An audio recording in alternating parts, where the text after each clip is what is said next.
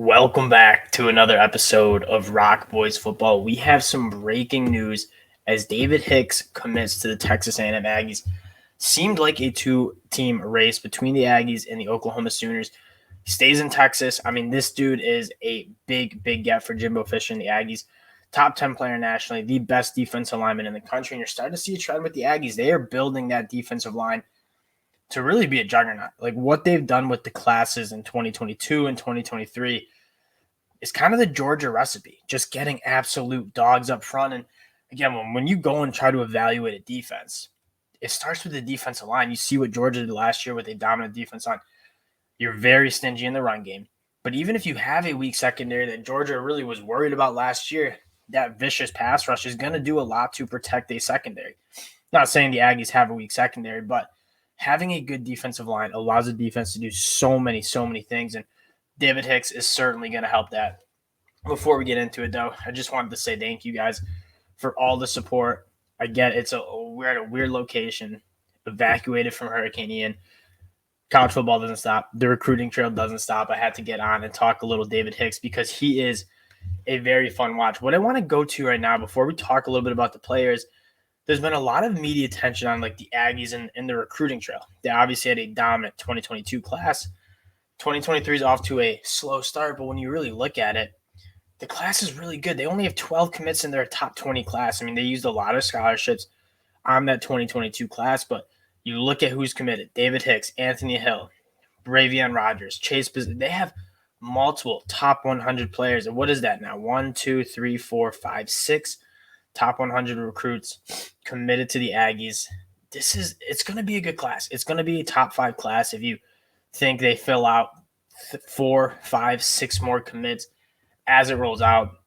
This is going to be a really good class.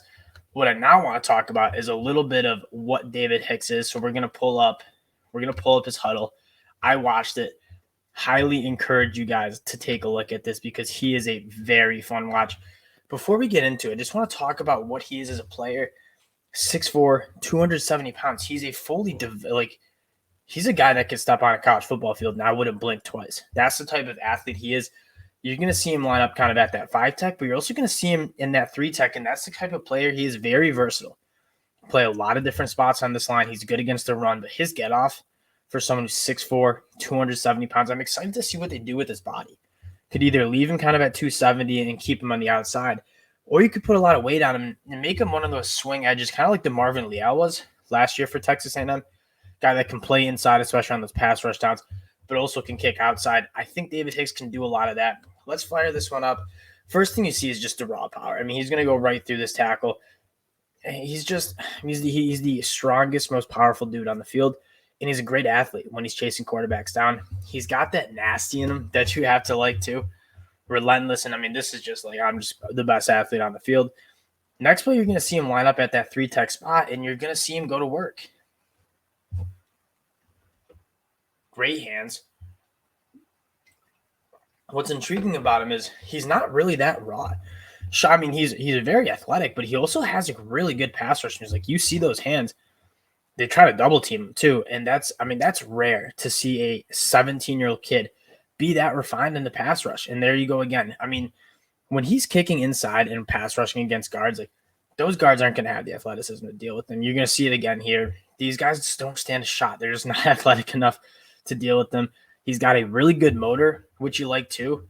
This guy is a really, really exciting guy to take a look at. We'll watch 1 or 2 more plays here. Again, working kind of in that 3 tech, taking on a double team, and then look at the speed and space here. That's rare kind of stuff. He's moving like a linebacker in space, and he's a guy that you can do so much with. He just goes through like pretty much 3 guys.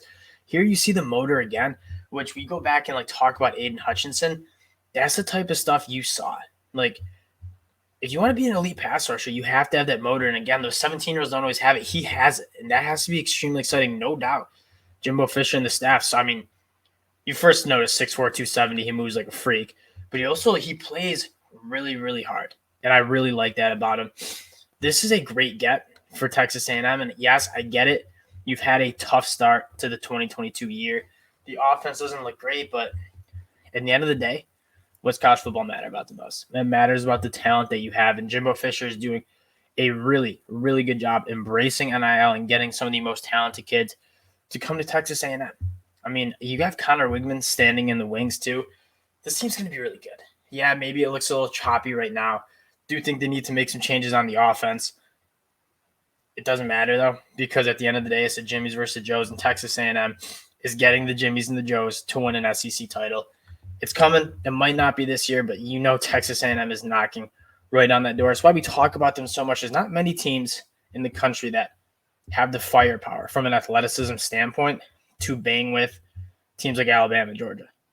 Texas A&M does, and that's what makes them so exciting to watch. Big day for the Aggies. If you guys are in Florida, stay safe, or even just in the Southeast. Y'all stay safe.